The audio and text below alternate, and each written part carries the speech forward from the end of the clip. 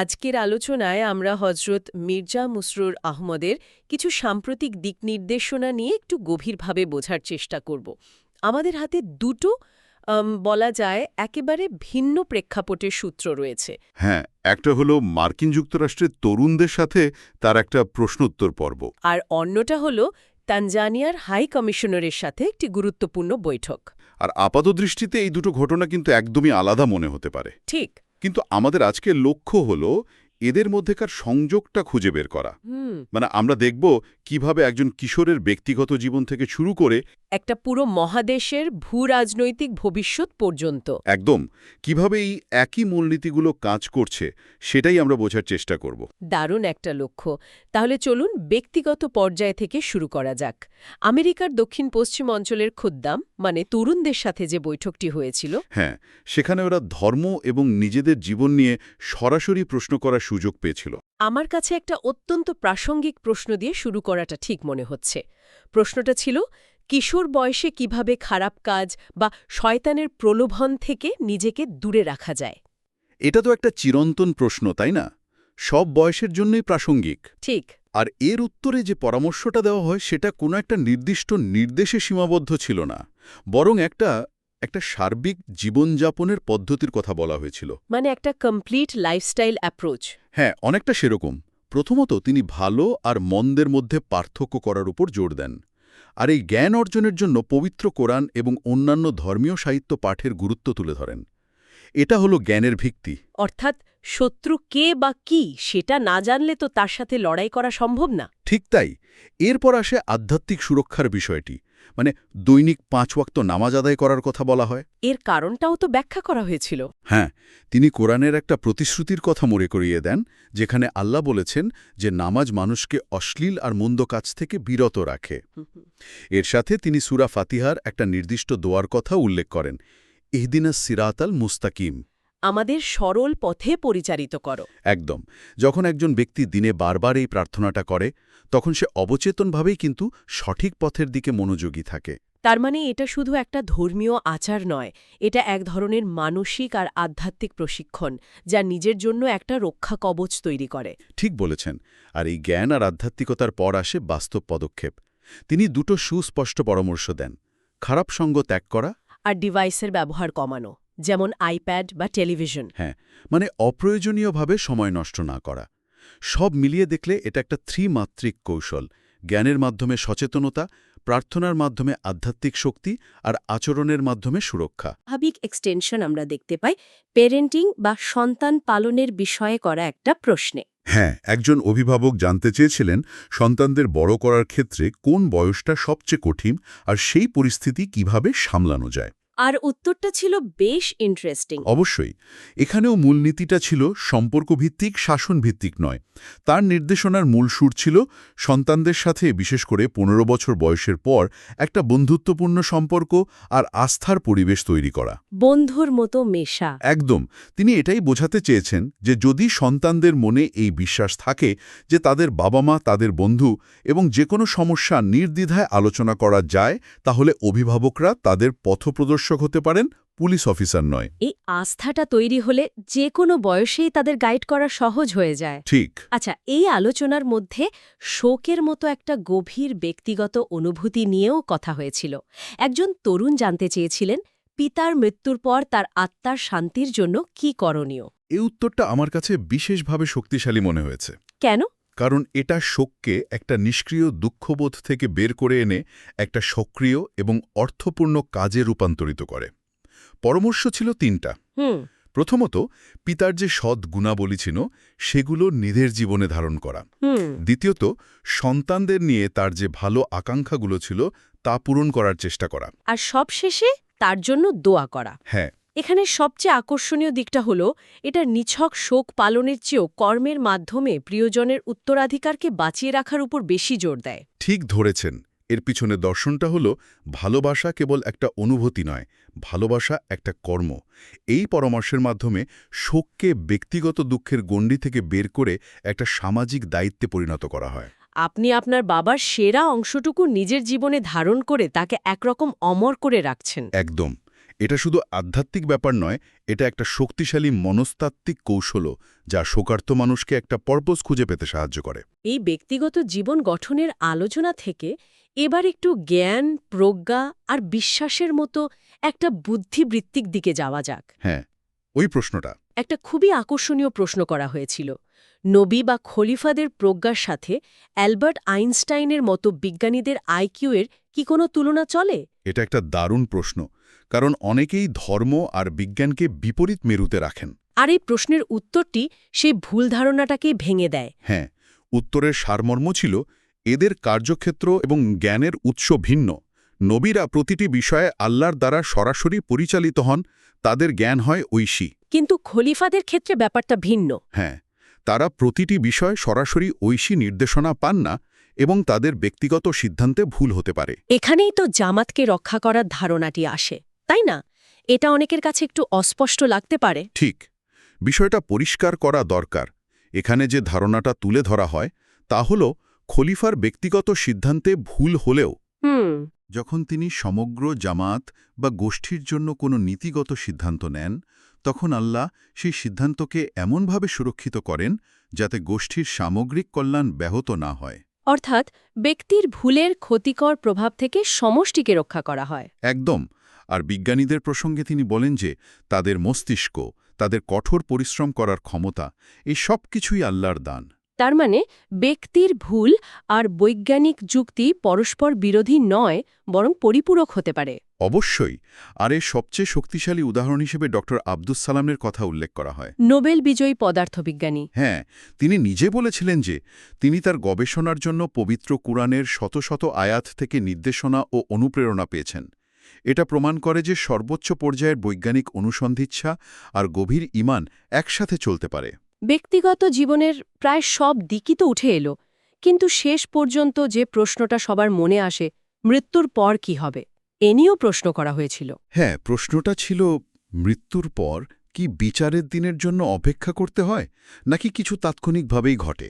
আর উত্তরে একটা প্রচলিত ধারণা, যাকে বলা যায় পরকালের ওয়েটিং রুম, সেই ধারণাটিকে বাতিল করা হয়। ঠিক। তিনি ব্যাখ্যা করেন যে মৃত্যুর পর পুরস্কার বা শাস্তি প্রায় সঙ্গে সঙ্গেই শুরু হয়ে যায়। এর পেছনের যুক্তিটাও খুব বাস্তবসম্মত। কি রকম? মানে, যদি ভালো কাজের ফল পেতে লক্ষ লক্ষ বছর অপেক্ষা করতে হয়, তাহলে ভালো কাজ করার তাৎক্ষণিক অনুপ্রেরণাটা কমে যায়। তা তো বটেই। বিচার দিবসের তাৎপর্য হল সেদিন বিষয়গুলো চূড়ান্তভাবে পুনর্বিবেচনা করা হবে।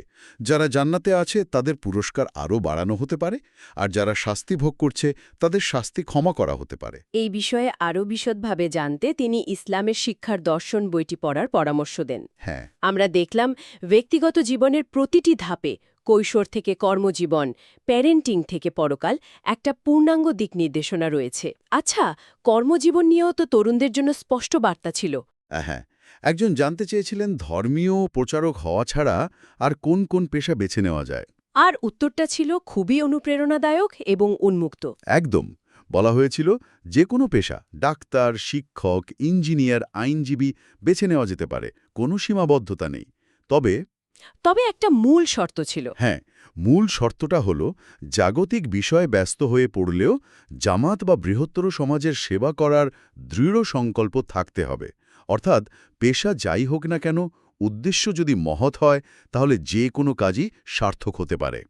আমরা এতক্ষণ একজন ব্যক্তির আত্মগঠনের একটা নকশা নিয়ে কথা বললাম, কিভাবে সততা, জ্ঞান, প্রার্থনা আর কর্মের মাধ্যমে একজন ব্যক্তি নিজেকে গড়ে তুলতে পারে।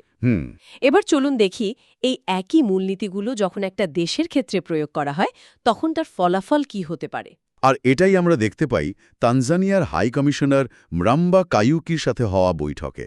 এটা একটা অসাধারণ ট্রানজিশন। হ্যাঁ, কারণ এখানে আমরা ব্যক্তিগত নৈতিকতাকে জাতীয় নীতিতে রূপান্তরিত হতে দেখি। হাই কমিশনারের সাথে বৈঠকে তানজানিয়ার উন্নয়নের জন্য অত্যন্ত বাস্তবসম্মত এবং বলা যায় জমিনে সংলগ্ন কিছু পরামর্শ দেয়া হয়। যেমন তানজানিয়া যেহেতু মূলত বৃষ্টিপাতের উপর নির্ভরশীল একটা দেশ, তাই বৃষ্টির পানি সংরক্ষণের জন্য ছোট ছোট বাঁধ এবং জলাধার নির্মাণের উপর জোর দেয়া হয়, মানে ওয়াটার হারভেস্টিং। আর আরেকটা পরামর্শ ছিল তাদের নিজস্ব সম্পদ ব্যবহারের বিষয়, যা আত্মনির্ভরশীলতার দিকে একটা বড় পদক্ষেপ। ঠিক তাই। যেহেতু তানজানিয়ায় প্রচুর তুলা উৎপাদিত হয়, তাই সেই তুলা বিদেশে সস্তায় রপ্তানি না করে দেশেই টেক্সটাইল শিল্প গড়ে তোলার পরামর্শ দেয়া হয়। এর পেছনের যুক্তিটা খুব পরিষ্কার। একদম। এটা দেশের ভেতরেই হাজার হাজার মানুষের কর্মসংস্থান সৃষ্টি করবে এবং দেশকে শিল্পায়নের পথে এগিয়ে নিয়ে যাবে। এই পরামর্শগুলো ছোট মনে হলেও একটা দেশের অর্থনৈতিক সার্বভৌমত্ব অর্জনের জন্য এগুলোই ভিত্তিপ্রস্তর। কিন্তু এই সবকিছুর সাথে একটা বিশাল কিন্তু বা শর্তও জুড়ে দেয়া হয়েছিল, তাই না? আর আমার মনে হয় এটাই ছিল আলোচনার সবচেয়ে গুরুত্বপূর্ণ অংশ। অবশ্যই। আর এখানেই ব্যক্তিগত আর জাতীয় নীতির সংযোগটা স্পষ্ট হয়ে ওঠে। তিনি জোর দিয়েছিলেন যে এই সমস্ত উন্নয়ন পরিকল্পনা তখনই সফল হবে যখন দেশের রাজনীতিবিদরা সৎ হবেন এবং সরকার আন্তরিকভাবে কাজ করবে। একদম। তার বার্তাটি ছিল প্রাকৃতিক সম্পদ থাকাই যথেষ্ট নয়, সেটির সঠিক ব্যবহারের জন্য নৈতিক নেতৃত্ব অপরিহার্য। ঠিক যেমন একজন ব্যক্তির উন্নতি তার সততার উপর নির্ভর করে, তেমনি একটা দেশের উন্নতি তার নেতৃত্বের সততার উপর নির্ভর করে। এই বৈঠকে বিশ্ব পরিস্থিতি নিয়েও কিছু দূরদর্শী পর্যবেক্ষণ ছিল।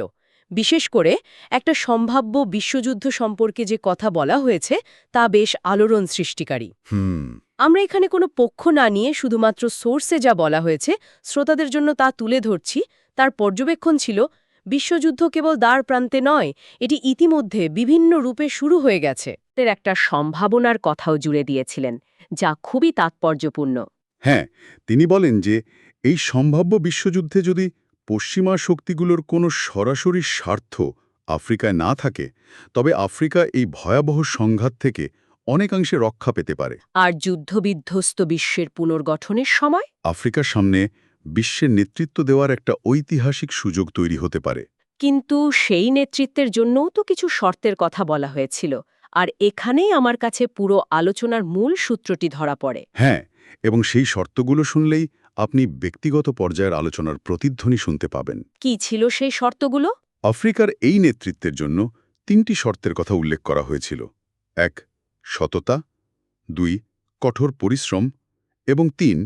সর্বশক্তিমান আল্লাহর প্রতি আনুগত্য।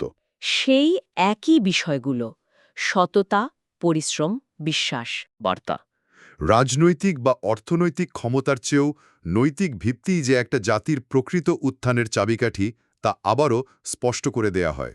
বৈঠকে বহিরাগত ও শক্তির হস্তক্ষেপের বিষয়টিও এসেছিল। হাই কমিশনার যখন বলেন যে তানজানিয়া একটি শান্তিপূর্ণ দেশ, তখন এর উত্তরে যে পর্যবেক্ষণটি দেয়া হয় তা আজকের তৃতীয় বিশ্বের দেশগুলোর জন্য খুবই প্রাসঙ্গিক। ঠিক। তিনি আলোকপাত করেন যে অনেক সময় স্থানীয় মানুষ শান্তি চাইলেও তৃতীয় বিশ্বের দেশগুলোর প্রাকৃতিক সম্পদ নিয়ন্ত্রণের জন্য কিছু স্বার্থান্বেষী মহল বাইরে থেকে এসে সমস্যা তৈরি করে। আর এই প্রেক্ষাপটে আফ্রিকান দেশগুলোকে তিনি স্বাধীন ও স্বনির্ভর হওয়ার আহ্বান জানান। হ্যাঁ, তাদের নিজেদের পায়ে দাঁড়ানোর জন্য প্রস্তুত হতে বলেন, কারণ তাদের কাছে প্রয়োজনীয় মানব সম্পদ এবং প্রাকৃতিক সম্পদ দুটোই রয়েছে। শুধু প্রয়োজন আত্মবিশ্বাস এবং ঐক্য।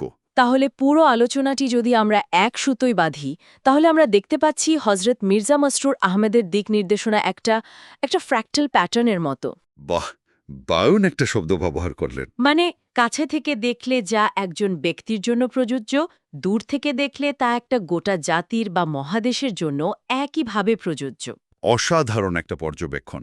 ব্যক্তিগত, সামাজিক বা জাতীয় যে কোনো রূপান্তরের মূলে আমরা ৩টি স্তম্ভের এক দারুণ সমন্বয় দেখতে পাই। সেই ৩টি স্তম্ভ কি কি? প্রথমত, আধ্যাত্মিকতা, যার মধ্যে আছে প্রার্থনা এবং আল্লাহর ওপর অবিচল বিশ্বাস। দ্বিতীয়ত, নৈতিকতা, যার ভিত্তি হল সততা এবং সচ্চরিত্র। আর তৃতীয়ত, বাস্তবসম্মত পদক্ষেপ, যার মধ্যে আছে কঠোর পরিশ্রম, কৌশলগত উন্নয়ন এবং মানুষের সাথে সুসম্পর্ক।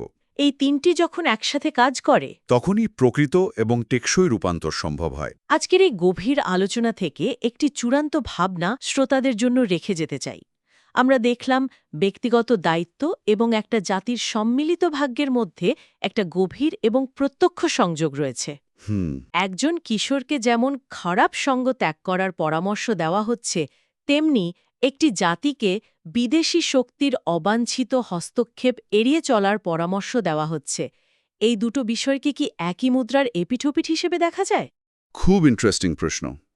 অর্থাৎ নিজের সত্তা বা সার্বভৌমত্বকে রক্ষা করেই কি ব্যক্তি বা জাতি হিসেবে নিজেদের প্রকৃত সম্ভাবনার বিকাশ ঘটানো সম্ভব?